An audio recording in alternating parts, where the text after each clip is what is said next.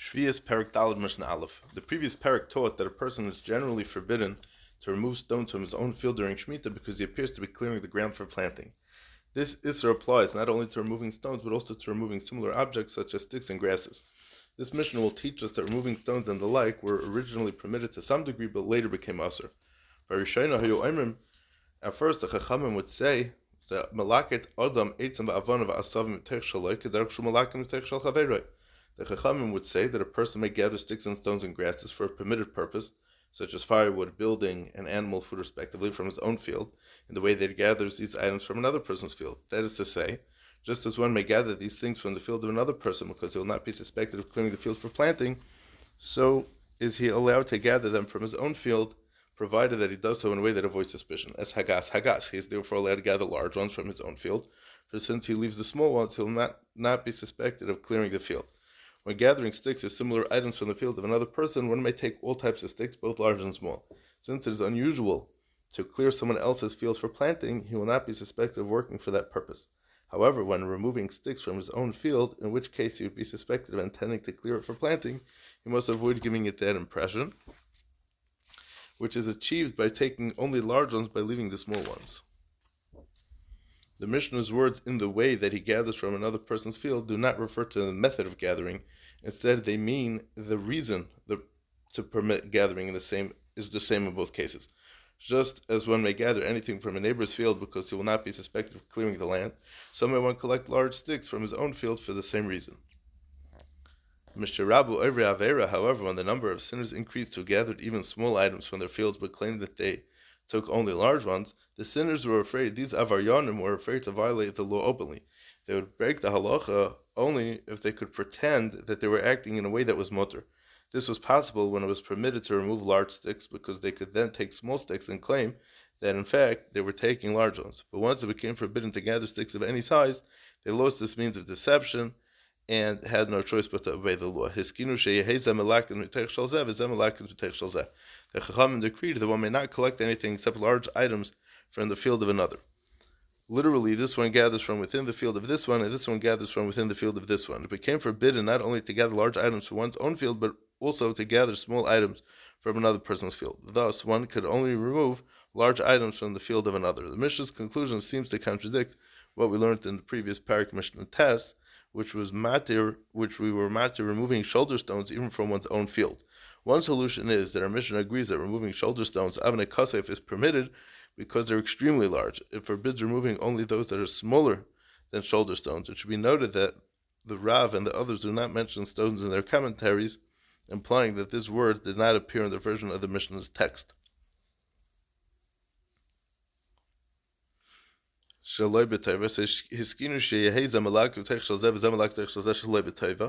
not be shown any appreciation by the owner for doing so. For example, the owner may not thank him or promise to do him a favor in return. It is common for a person to collect sticks from his neighbor's field with permission for use as firewood. The Chachamim were thus concerned that neighbors might make an agreement to clear each other's fields by removing all the sticks, even the small ones. To prevent this, the Chachamim decreed that the owner may not show any signs of appreciation to someone who gathers large sticks from his field, so that the gatherer would not be encouraged to clear the field properly and remove the small ones as well. And it goes without saying that the owner may not provide him with food. A field owner may not ask someone to collect wood and grass from his field in exchange for food. This is forbidden even if the gatherer will take only large items, which would otherwise be allowed. Mishnah Beis. Someone who violated the halachas of Shemitah is punished in certain cases by being forbidden to cultivate his field in the year after Shemitah. The Mishnah teaches when this punishment applies and when it does not. So a field that was cleared of thorns during Shemitah may be planted after Shvi'is. Although it's forbidden to remove thorns from one's field during Shemitah, the Chachamim did not punish one who did. The forbidden work of removing thorns is not so serious as to warrant punishment, because even after the thorns had been removed, the ground is still not ready for planting. However, a field that was improved, it was plowed well, or a field in which animals were penned, the person plowed his field well, which means that in contrast to all other farmers who plow their fields once, he plowed his field twice. The Mishnah refers to a dangerous time when the authorities obligated farmers to pay a certain amount of produce each year and threatened to kill those who didn't pay. The Chachamim of that period permitted farmers to cultivate their fields on Shemitah so that they would have enough produce to pay the tax, because it was a shasa sakona. However, they did not allow farmers to do more than necessary. Therefore, they penalized the farmer who plowed his field twice, since a single plowing was enough. Oishani Daira, a field which the animals were penned. The owner can find animals to pen in the field where they left droppings that fertilize the soil. A farmer is allowed to enclose his animals in a pen in his field during Shemitah, even though they will deposit their manure there, which fertilizes the soil, provided that he intends to heap the waste into storage piles and not leave it spread out. The Mishnah refers to a farmer who did not pile up the manure when he was supposed to, but left it when it fell. So what does the Mishnah say? So this may not be planted after Shemitah. He may not plant his field for the entire 8th year. In these two situations, the Chachamim did punish the transgressor. Sadasheni Taiva, regarding a field that was improved in violation of Shemitah. Beishamai say that we may not eat its produce on Shvius. According to Beishamai, Shemitah produce may not be eaten if it grew in a field that was illegally cultivated on Shemitah. They derived this from the pasuk V'hoitz Shabbos ha'aretz lechem la'ochla. The uncultivated produce of the land shall be yours to eat, which implies that only the produce of uncultivated land is mutter, whereas the produce of cultivated land is asur. And Beis Hillel say that we may eat its produce. Beis Hillel hold that the Torah does not forbid eating produce of Shemitah, even if it grew as a result of the forbidden work. They interpret the pasuk differently. This is min Torah. Everyone agrees that midrabanan and it's also to eat tzvichin, certain types of produce that grew by themselves during Shemitah. Thus, when Beis Hillel say that it's mutter to eat produce that resulted from illegal work, they cannot be referring to species of grains and certain vegetables to which the Isser Tzvichin applies. Rather, they refer to the fruits of a tree which are not subject to this Isser. Beishamai say that we may not eat the produce of Shemitah with a show of gratitude to the owner, because Shemitah produce is ownerless, and if there's an owner, it shows, if you're showing gratitude to the owner, so it shows that he wasn't mafkir. The produce of Shemitah does not belong to the owner of the land in which it grew. The Torah removes it from his ownership and gives everyone the right to come and take it. For this reason, when someone enters the field of another on Shemitah to take his produce, he may not thank the landowner, because he would thus give the false impression that it's the landowner's property. Beis Hillel say that we may eat Shemitah produce whether with a show of gratitude or without, because he's still the balabas. Coming into his property, maybe after there's some kind of something that he's still holding on to. Rabbi Yehuda says that the opinions of Beis Shammai and Beis Hillel are reversed. It's Beis Shammai who permit expressing gratitude, and Beis Hillel who forbid doing so. Thus, according to Rabbi Yehuda, these rulings are among the lenient opinions of Beis Shammai and the stringent opinions of Beis Hillel, although most of their machleksin, Beis Shammai takes on the more chomer dig position, and Beis Hillel takes on a more kula dig. Rabbi Yehuda holds that this dispute is an exception to the rule, as there are a couple of other cases throughout the Mishnayos as well. Mishnah Gimel. We may make agreements on Shemitah to lease plowed fields from Goyim after Shemitah. This is permitted even though one thereby causes the Oived Avodah Zarah, the Akum, the Goy, to plow the field on Shemitah so it'll be ready to be sown the following year. Chakiros is a form of rental in which one pays a certain amount of produce as opposed to a percentage of the crop each year. When the Goy plows the field on Shemitah, he's not considered to be working for the Yid, rather he's acting out of self-interest that he can demand a higher rent. Avaloimi Yisrael, but we may not make an agreement on Shemitah to lease a plowed field the next year from a Yid who's suspected of violating the Hilchah Shemitah, because he might illegally plow the field during Shemitah. This is forbidden even if the Jewish owner has enough time to plow the field in the following year, because we have to suspect that he will plow it on Shvius.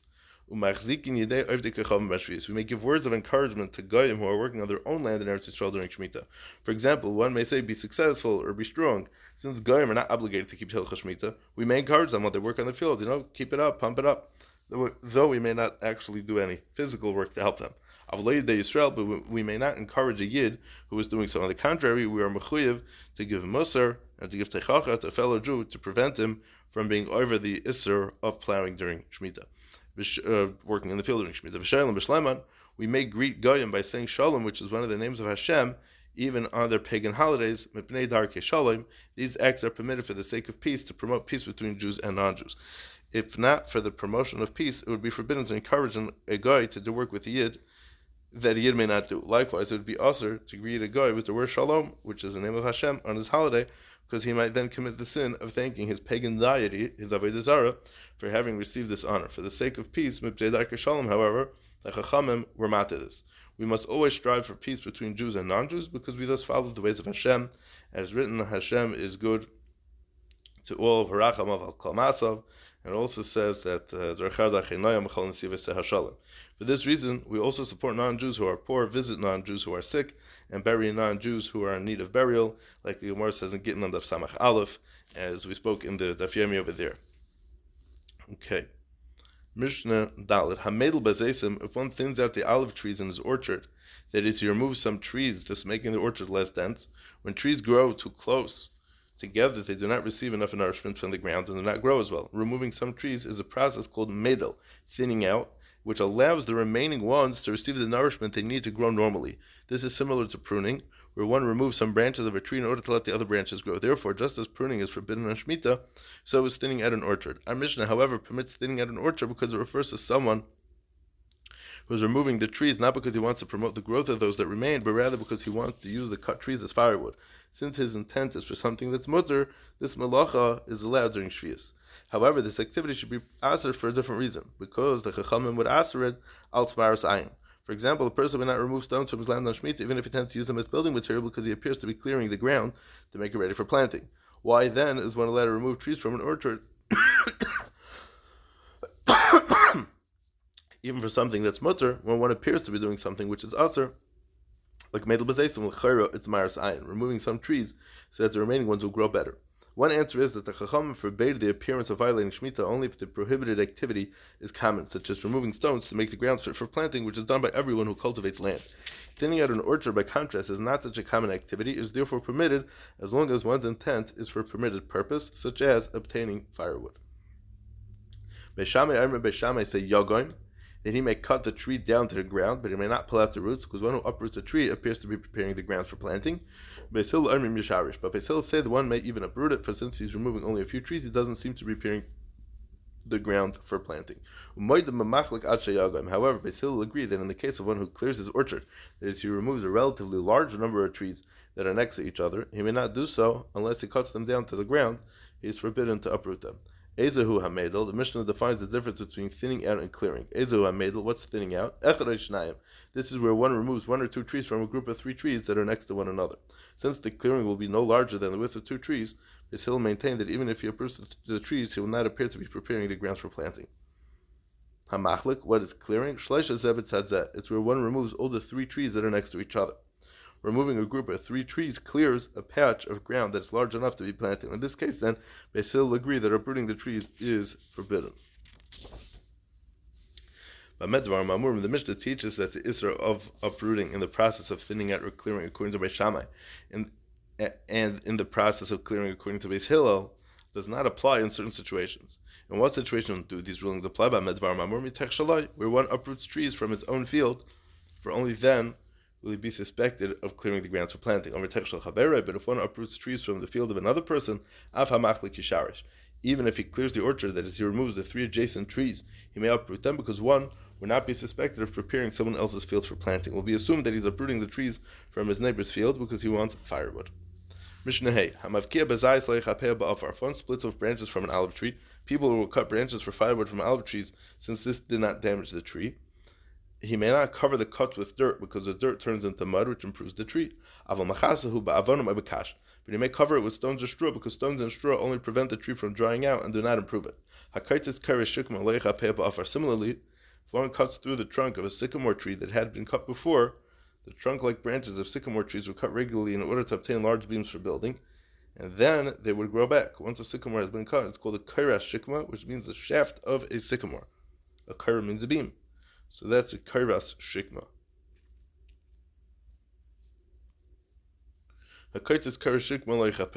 Similarly, if one cuts through the trunk of a sycamore tree, he may not cover the remaining stump with dirt, because the dirt turns into mud, which improves the tree. But he may cover it with stones or straw, because this only prevents the tree from drying out and does not improve it. One may not cut through the trunk of a virgin sycamore on Shemitah Mibnei Avodah, because this is forbidden labor. Cutting the trunk of a sycamore for the first time makes it grow back stronger and thicker than before, thus doing so is also during Shemitah. However, only the first cutting of a sycamore makes it grow back stronger and is therefore prohibited on Shemitah.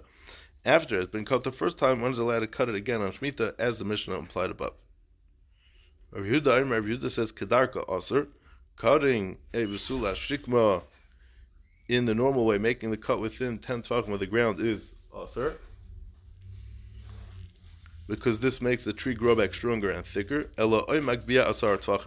Rather, one must raise the level of the cut to a height of at least 10 tefachim, or cut the tree at ground level, because cutting the tree at these levels does not improve it. According to the Tanna Kama, though, since the standard practice of cutting a Visula Shikma is beneficial to the tree, they answer this activity altogether, no matter where the cut is made. Good. Mishnah Vav. Hamazanev Bekfanav Akaitis Kanav. If one trims grapevines or cuts reeds, trimming vines and cutting reeds is similar to pruning because it makes the plants grow back thicker and stronger. Therefore, if that is one's purpose, the activity is forbidden during Shemitah, just as pruning is forbidden. The Mishnah, however, deals with someone who trims the vines and cuts the reeds, not for the purpose of pruning, but because he wants firewood. Although this person's activity has the appearance of pruning, the chamim were matter, because cutting vines and needs for the sake of obtaining firewood is not done in the same way as cutting them to promote growth. When a person seeks to improve the plant, he is careful to make exactly the right type of cut, but when merely wants wood, the type of cut does not matter.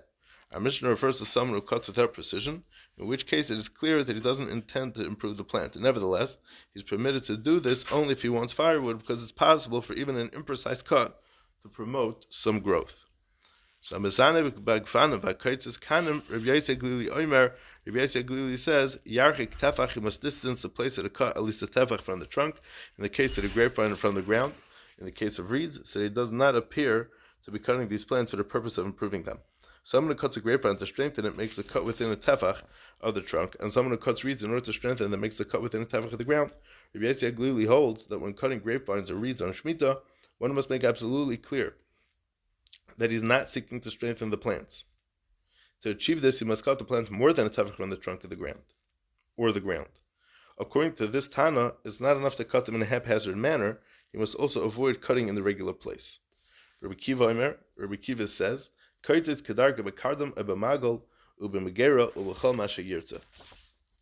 he may cut them in a normal manner, even within a tefach of the trunk of the ground, and he may do so with an axe, a sickle, or a saw, or whatever tool he wants. When Rabbi Kiva says in the normal manner, he does not mean that one may cut the plant in the standard, precise manner of pruning, because even Rabbi Kiva agrees that that's also. Rather, the meaning is that in contrast to Rabbi Yossi, who requires the cut to be at least a tefach from a trunk or the ground, Rabbi Kiva holds that the cut can be less than a tefach away. Also, provided that the cut's made imprecisely, Rabbi Kiva permits using the regular tools. Elon shenifshach kaitron b'shvius, a branch of a tree that is cracked may be tied together in Shemitah. Lo shayala elo shelo Yosef, not in a way that will make the parts grow together and heal, but in such a way that it will not split further. If he ties the parts that they will fuse together, he improves the quality of the tree, which is forbidden. But tying the parts together merely to prevent further splitting is permitted. Mishnah Zayin. The Torah permits eating Shemitah produce only after it has become ripe enough for people to eat. The Torah says, the uncultivated produce of the land shall be for you to eat. This teaches that produce of Shemitah is yours to eat, but not to waste. Therefore, one may pick and eat Shemitah produce only after it has reached the stage of ripeness at which it would normally be eaten. Picking the produce any earlier is forbidden because eating it then is considered like wasting it. So, for when may we eat fruits of a tree on Shemitah? At what stage of ripeness do they become permissible? The Mishnah refers only to fruits and not to vegetables or grains, because the Chachamim asered eating vegetables and grains that grew on Shemitah. In the case of unripe figs, once they turn red, one may eat them with his bread in the field, because at this point they are edible enough to be eaten in the field, but one may not bring them into his house and eat them there, because they are not yet fully edible. When figs turn red, it's a sign that they have begun to ripen. People snack on them in the field with some bread, but do not bring them into their houses to eat as part of a regular meal. One is therefore permitted to eat such figs in the field, since that's the normal way of eating them, but one may not eat them formally in the house. The Yerushalmi derives from Psukim in the Torah that some types of produce are permitted in different stages, one stage for the field and one stage for the house.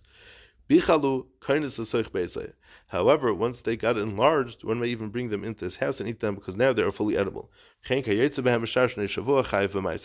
like these, figs that have become large, are subject to Meiser in the other years of the 7-year Shemitah cycle.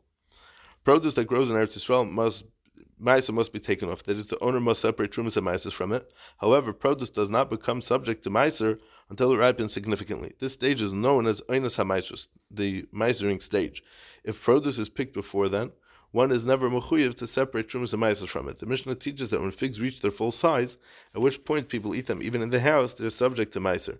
The chiyuv of Meiser applies only during the first 6 years of the 7-year Shemitah cycle. On Shemitah itself, there's no chiyuv Meiser, because all the produce is hefker. Mishnah Ches. Haboiser mishehevi mayim oichel by pita basada. In the case of the unripe grapes, once they produce juice upon being squeezed, which is boiser, one may eat them with his bread in the field, but he may not bring them into the house and eat them there. Hivish kindness l'sech beisai. However, once they are be'usha usually refers to grapes of inferior quality. It is used here to signify grapes that have ripened to the point at which they will begin to deteriorate if left much longer on the vine. Once grapes have reached the stage at which they can be eaten in the normal way, they are called be'usha. When a grape attains this level, its skin becomes somewhat transparent and the seeds can be seen from the outside. So at this stage, one may even bring them into his house and eat them. And grapes like these, they are ripe and they're subject to meiser and other uses of the Shemitah cycle. Mishnah Tes. In the case of olives, once they yield a quarter log of oil per saw, one may break them and eat them in the field. As olives grow, their oil content increases, and this can therefore be used as a sign of their ripeness. When olives reach the size at which a quarter log of oil can be squeezed out of a saw of them, they are ripe enough to be eaten in the field. A log is a measure of a volume equivalent to 6 eggs. A saw is 144 eggs. Olives were broken open and softened before being eaten to reduce their bitterness. Later, when they can yield a half a log of oil per saw, one may crush them and apply their oil to one's body in the field. Later still, when they have grown into a third of their full size, one may crush them into the field and bring them into his house, where he may eat them or apply their oil to his body. Shemitah produce may be used for certain purposes besides for eating, which includes the application of their oil to one's skin or hair. As is the case with eating produce of Shemitah, applying its oil to one's skin is not permitted until the produce has reached the point where it is usually used for that purpose. At the first stage mentioned in our Mishnah, when the olives can yield a quarter log per saw, people eat their olives in the field, but they do not apply the olive oil to their skin at all. The olives at this stage may thus be eaten in the field of Shemitah, but not applied to the skin even there. At the next stage, when they can yield half a log per saw, people do apply the oil to the skin in the field, so they may be used for that purpose in the field of Shemitah. At the third stage, when they have grown to a third of their full size, it's normal to bring them into the house and eat them there or apply their oil to the skin. Once one may thus use them for either purpose on Shemitah, even in one's house. Although the Mishnah says one may crush them in the field and bring them into his house, it does not mean that they may be crushed only in the field. The Mishnah's language simply reflects the normal practice, which was to crush the olives before bringing them into the house. And olives like these, which have reached a third of their full size, are subject to meiser in other years of the 7-year cycle. This and the preceding two Mishnayos taught that figs, grapes, and olives become mutter in more than one stage. All other fruits, however, have only one stage. Regarding all other fruits of a tree, the stage at which they become subject to meiser is the stage at which they become permitted to be eaten on Shemitah. Only figs, grapes, and olives become mutter on Shemitah to some degree before the chiyuv of meiser, whereas all other fruits do not become permitted at all before then. Figs, grapes, and olives were commonly eaten in the field before ripening, but other fruits were not eaten at all while still unripe. Thus, before they ripen, other fruits may not be eaten even in the field, and after they ripen, they may be eaten even in the house. The oinas ha'maisos for several types of produce are defined in the first parak of Mishnayos Maisos. Mr. Shem will get there. Mishnah Yud. The Torah forbids wasting the produce of Shemitah. For this reason, it's prohibited to cut down a tree that has started to bear fruit, because one thereby wastes the fruit by preventing them from turning ripe. The Mishnah discusses at what point a tree is considered to be bearing fruit and may no longer be chopped down.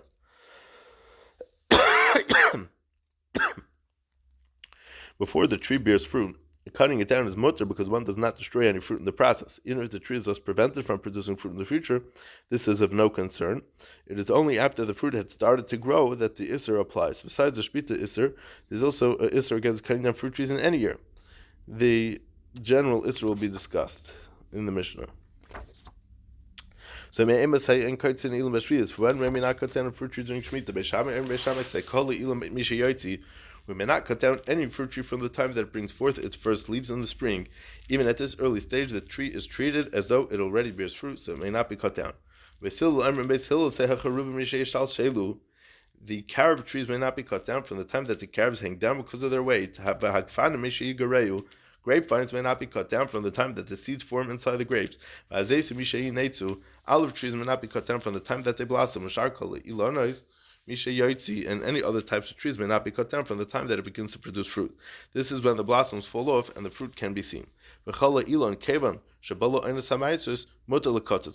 But once the fruit of any tree reaches the Einas HaMaisers, the time when it's Mechuyev Meiser, it may be cut down. At that point, when the fruit is already ripe and no longer needs a tree, cutting down the tree does not destroy them and is therefore permitted. Besides for the Isser of cutting down a tree in Shemitah, there's also an Isser against cutting down a fruit tree in any year. The Torah says, you shall not destroy its tree by waving an axe against it, because you eat from it, and you should not cut it down. The Isser applies only to a tree that produces a significant amount of fruit. If a tree is old and produces so little that it is no longer worth the work needed for its care, one is allowed to chop it down. During Shemitah, by contrast, cutting down a fruit-bearing tree is forbidden regardless of how much it produces, simply because Shemitah fruits will be ruined. Another practical difference between the two Isurim is that if a tree is worth more than it's cut down because of its wood, then when it's standing, one may chop it down in other years, but not during Shemitah. However, this general Isur applies only if the tree produces a significant amount of fruit. How much olives must there be in an olive tree for one to be prohibited to cut it down? Raiva, a quarter of a kav. If the tree cannot produce a quarter of a kav of olives, cutting it down is permitted in a non-Shemitah year. A kav is a measure of volume equivalent to 24 eggs, thus a quarter of a kav is 6 eggs. Other trees, whose fruit is not as important as olives, have different limits. For example, cutting down a date palm is permitted unless it produces an entire kav of dates. Reb Shimon Gamliel says hakol lefi hazayis, there's no set amount, rather it all depends on the olive tree. This means that if a tree produces olives of high quality, it may not be destroyed even if its yield is less than a quarter kav, and if its olives are of poor quality, it may be destroyed even if it yields more than that amount. Ad kan.